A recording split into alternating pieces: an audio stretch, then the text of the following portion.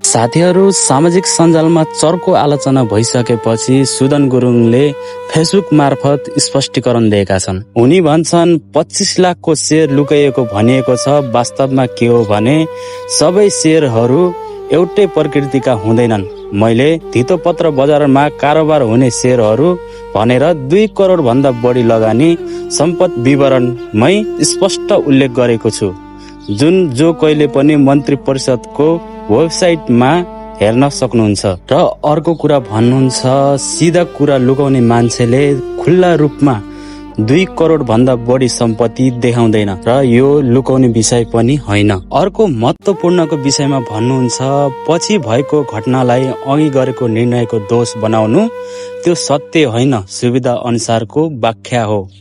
प्रतिक्रिया नदिनुलाई पनि प्रश्न बनाइएको छ। कानुनी रूपमा संवेदनशीलको विषयमा हतारमा प्रतिक्रिया दिनु उपयुक्त हुँदैन। हल्ला छिटो फैलन्छ तर सत्य प्रमाणित सहित मात्र आउँछ। पार्टीको नारा र व्यवहार फरक भयो भन्ने टिप्पणी गरिएको छ।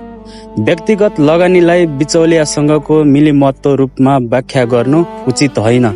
लगानी गर्नु र बिचौलियापन गर्नु फरक कुरा हुन्।